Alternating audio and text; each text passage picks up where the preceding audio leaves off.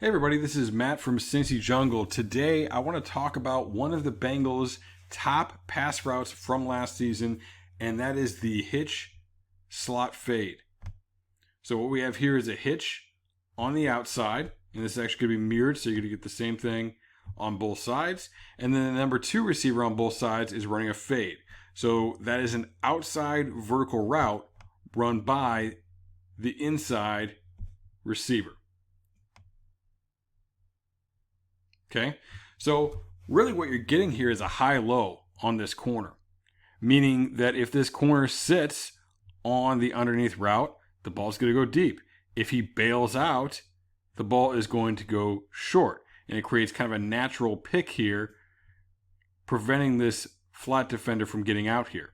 All right, now whether it's a one high safety look like it is here, or if it's two high safeties, either way, since those safeties are inside and this ball is going to the outside, they're not too much of a threat. All right, as long as the ball is thrown well, it's placed to the outside, you don't let it hang up there forever, they're not too much of a threat. What is the threat is if the corner bails out. All right, if they're playing cover 3, if they're playing cover 4, something where that corner is going deep, all right, now, because he's already the outside, he's a threat for that route, okay? And because he's a threat, that means we're going underneath. Again, we're high-low in the corner. He goes high, we go low. You throw the ball underneath. All right, so let's take a look at it here. All right, so keep your eyes up top. That's where the ball's going to go. We've got Mixon running the hitch, and we've got the slot fade to John Ross for a good pickup. All right, now realize, as I just pointed out, that is Mixon up there. Okay, so the Bengals run a little bit of empty, right? And LSU ran a lot of empty last year, and there's been a lot of talk of, well, hey, LSU ran all that empty. We're going to see more receivers. We're going to see Tate out there, T. Higgins out there, with Green, with Boyd, with Ross. But actually, LSU ran a lot of empty, but they ran it out of 11 personnel. And that's what the Bengals do too. They like to be in 11 personnel, and they will run all types of different formations. So just because you have 5 players spread out does not mean they're all receivers. And in this case, you've got Joe Mixon up top. You've got, I believe that's CJ Uzomah is the number 2 receiver down here. So just because it's an empty look does not mean it's 5 receivers on the field. Take a look a little bit later in this game. Now, this is a bit of a different look.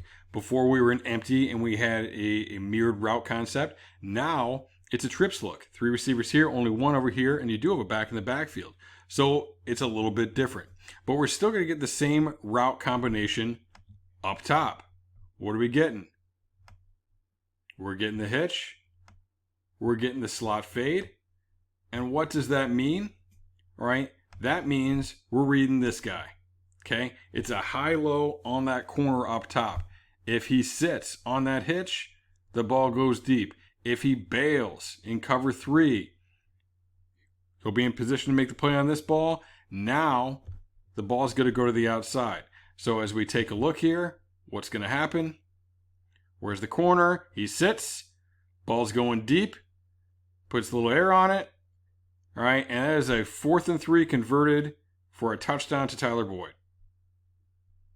A little bit later in that game, again, in an empty look in 11 personnel, we see Mixon is lined up as the widest receiver on the bottom. I believe that's Tyler Eifert this time as the number 3 receiver on the other side.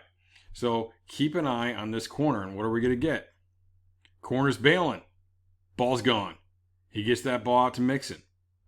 Okay, now look what happens with that slot fade. Okay, as the slot's running the fade route, what does he do? He picks the flat defender.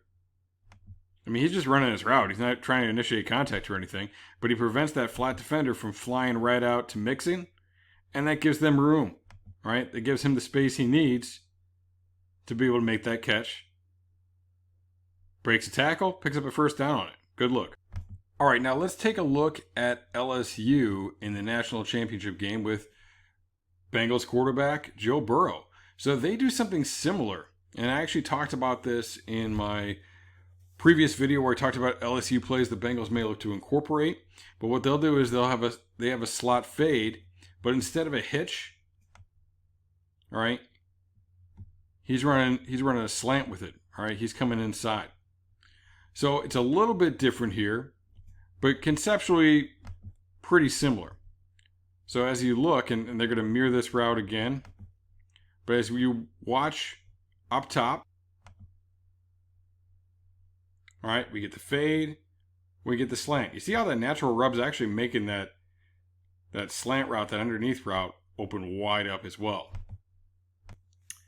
And they ran a pretty cool little counter to it as well. So now we'll focus here on the bottom. And once again, like I was talking about before, this is 11 personnel, just like I was talking about with the Bengals, right? This is, I believe, Clyde Edwards-Helaire down here. That's the running back. We got your tight end in here as well.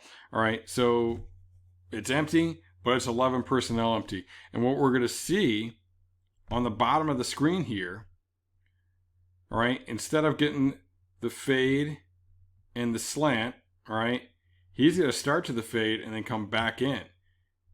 He's going to start to the slant and then go back out.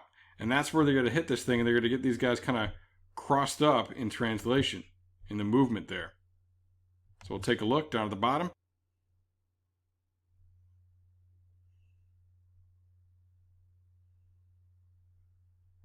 So that just shows a nice little change up that they can do off of a concept they're already doing and make it something that Burrow's also comfortable with.